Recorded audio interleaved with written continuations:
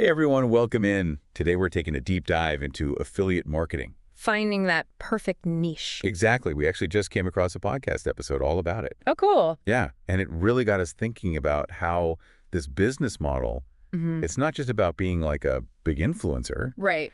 It's relevant to pretty much anything sold online. It really is. And what's so cool about it is you get to connect with someone at the moment that they're looking for something. Yes. And then you get to be the one to recommend it to them. Okay, and then for recommending it, like, you get a cut of the sale, right? Exactly. Like, that is the dream. That's amazing.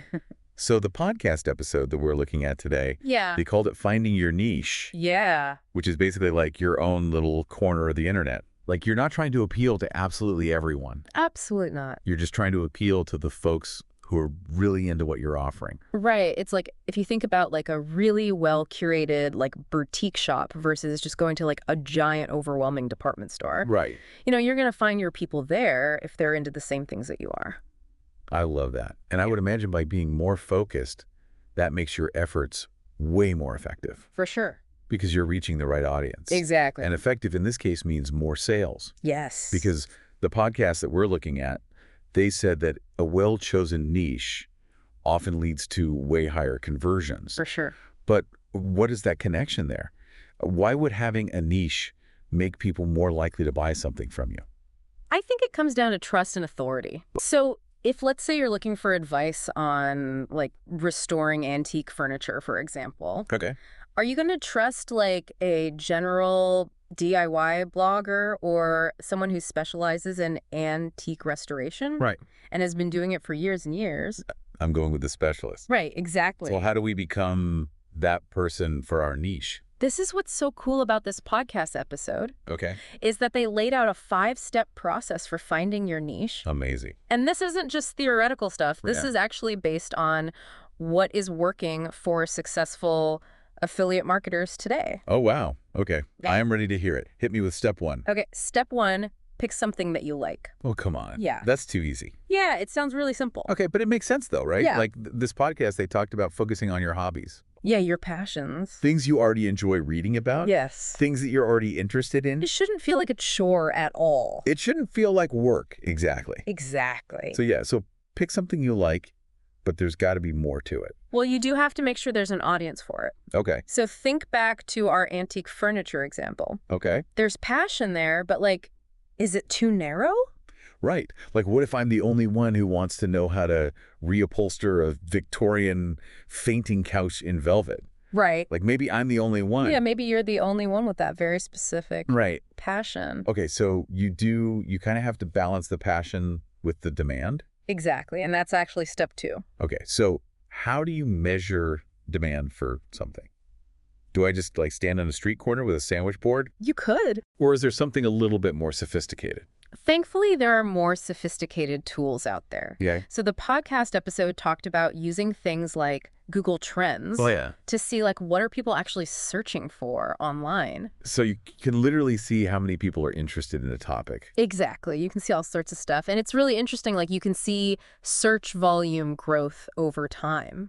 Oh, really? Yeah. So is this like a niche that's like steady? Is it increasing? Is it declining? So you can see like the trajectory of it. Yeah, exactly. So you can kind of see like the future of this niche. Is it something that's like on the way up, or is it something that might be kind of fading out? That's really cool. So if you see a topic and it's like trending upwards, that's a pretty good sign. Totally. There's an actual market for that. Absolutely. Right. Yeah, and then another thing that's really cool with Google Trends is you can look at related queries. Okay. So let's say you're like super passionate about like sustainable living. Okay. Google Trends might tell you like, oh, searches for eco-friendly cleaning products or zero-waste lifestyle tips. Those are also on the rise. Oh, interesting. So it's like indicating that there's like a broader interest in that whole niche. So you're using the data to kind of see where your passion might fit in with like a bigger picture. Exactly. It's like you're piecing together a puzzle. I love that. Using data. And speaking of puzzles, that leads us perfectly into steps 3 and 4, Okay. which are actually really connected, and it's profitability and solving a problem for your audience. Okay, so it's not enough to just like something and know that people are into it. You got to make sure it's actually going to make you money. Right? Like you have to be able to sell it. Right. And there has to be like a problem that you're solving for your audience. Yeah, like what's the point? Exactly. Can you give me an example of a niche that like really nails all three of those: passion, demand, profitability. Totally. So think about specialty coffee. Okay. People are very passionate about coffee. Yeah, they are. There's definitely a growing demand for like high quality beans, Hmm. and people are willing to spend money on equipment subscriptions like brewing accessories. Yeah, for sure. So not only are you tapping into something people are passionate about, but you're also solving a problem, Okay. which is like, hey, forget about your overpriced coffee shop lattes. Right. I'm going to teach you how to brew the perfect cup of coffee at home. Exactly. Yeah. I would even be willing to bet that there are entire online communities dedicated to that. Oh, absolutely. And that community aspect is key. Okay. Which brings us to the final step that this podcast highlighted, which is scoping out the competition. Okay. And they said competition is actually a good sign. It Yeah. validates that there's a demand. Okay. I guess that makes sense. But you need to figure out how to stand out in a crowded market. Okay, yeah, that's what I was going to say, because I see one more Instagram ad for teeth whitening kits. I'm going to scream. Right. Like, how do you stand out when everybody is seemingly selling the same thing? Right. So they mentioned a couple of strategies. Right. One is finding underserved sub-niches within a larger market. Okay. So going back to your teeth whitening kit example, Yeah. instead of targeting everyone who wants whiter teeth, Right. you could focus on a sub-niche like teeth whitening for sensitive teeth Oh, that's smart. or like natural teeth whitening solutions. I see. So it's like you're still in the teeth whitening lane, Exactly. but you found your own little space within that. You carved out your own lane. I like that. And then the second strategy is content quality. Okay. So even in a crowded space, you can stand out by creating truly exceptional content that provides like genuine value. So you're not just shouting louder than everyone else. You're offering something that's actually better. Exactly. Like think in-depth guides, unique perspectives, high-quality videos, like really good content that answers people's questions. Right. And it shows that you are like the expert in your niche. Oh, that makes so much sense. Okay, so they gave some examples, right, of niches that are already doing this. Yeah, they did. Really? Yeah, like one of them was fitness and nutrition coaching, but specifically for people who travel a lot for work. Oh, that's smart. So they're always like on the go. Instead of just generic fitness advice. Right. It's like, hey, we get that you live out of the suitcase. Exactly. Here's how you can crush a hotel gym workout. Yeah.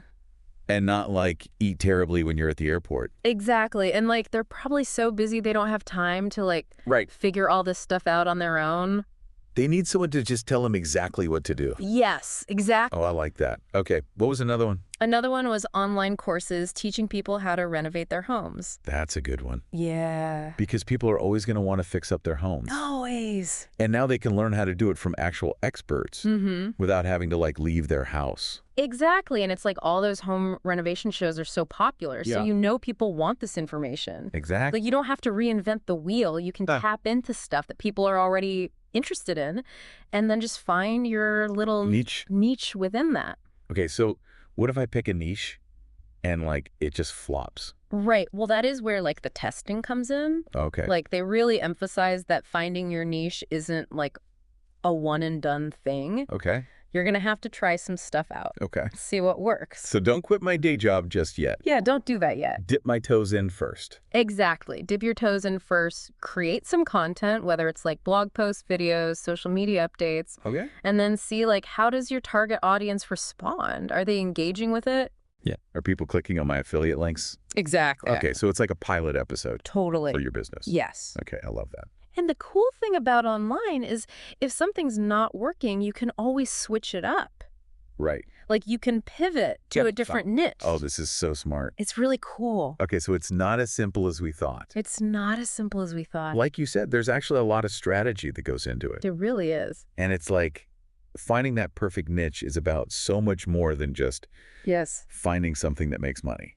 It's about finding the sweet spot where like your passions and your skills and what the market actually needs Yes. all come together. I love it. Okay, so what's like the first step then? Okay, so they left listeners with this really interesting question. And they said, what's one thing that you're interested in that other people would pay you to help with? Ooh, Like, flip the script. I like that. Don't think about what you want to do. Think about what other people need. That's such a good point. Yeah, what can you help people with? Yeah, because I think we get really stuck in our heads sometimes of like, Totally. I want to talk about this, Yeah. but is anyone else interested in this? Exactly. And like, it could be anything. It could. Like, do you know how to fix a leaky faucet? Yeah. Can you create beautiful flower arrangements? Like any skill that you have. If you're passionate about it. Yes. Chances are someone else is too. Absolutely. And you could probably teach them something. Exactly. Oh my gosh, this is amazing. So cool. I love this. This is why we do these deep dives. No, me too.